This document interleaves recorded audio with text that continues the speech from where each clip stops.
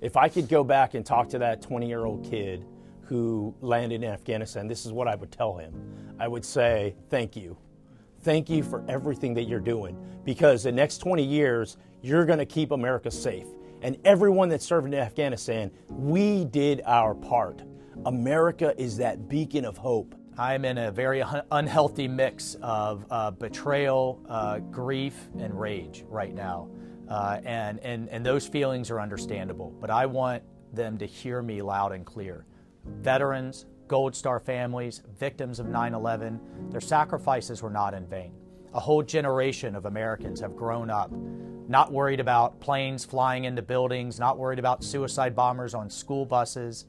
They've grown up in safety, and that sacrifice was worth it. But if you're struggling with all of this, please call somebody.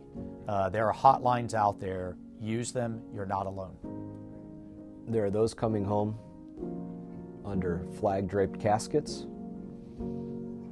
and there are those coming home with serious and grave injuries. The one thing that can never be taken away from any of them is the service that they gave.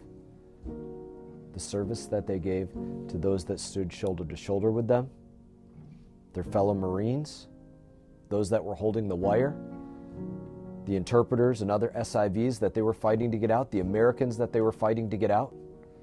They gave everything that they could because of those that they believed in and the commitment they had to their people to their left and right. That's why we do what we do in combat. And that will never fade away. Their sacrifice was not in vain. It wasn't, okay? It kept this country safe for 20 years. And it's because we've had brave people that have been willing to give their life and limb over there in Afghanistan. Thank you to all the brave men and women that served over there. And I want to reiterate that, their service and their sacrifice was not in vain. But I also want to let them know I'm just as disgusted as they are about the way we're leaving this and the way we're getting out of there. It's absolutely horrific and embarrassing.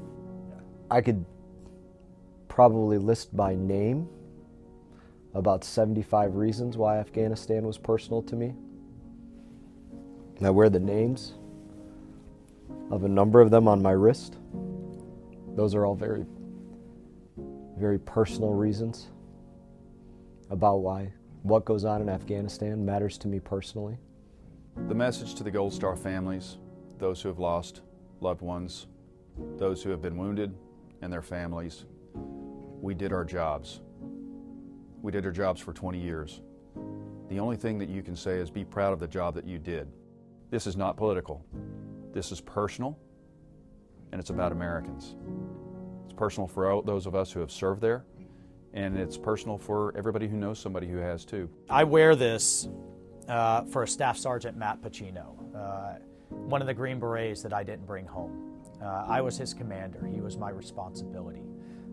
Matt took point on every single mission that we went out on.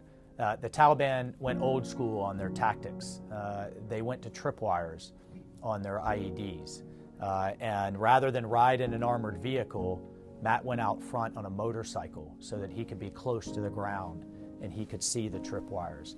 I asked him about it one day. I said, Matt, you're pushing your luck, brother. Every single mission you're doing this. He said, you know what? If I miss one, I want it to get just me, not my 5 brothers in the vehicle behind me. That's the kind of people and that's the kind of mentality of our Green Berets and our special operators and our veterans. So I wear this every day. I put it on before I step into the Capitol, and I tell myself to be worthy, right? For everything we do, and every American, that's my challenge to them, is be worthy of the sacrifice that allows us to breathe free air every day, and be worthy of the men and women that are out there right now keeping us all safe and free.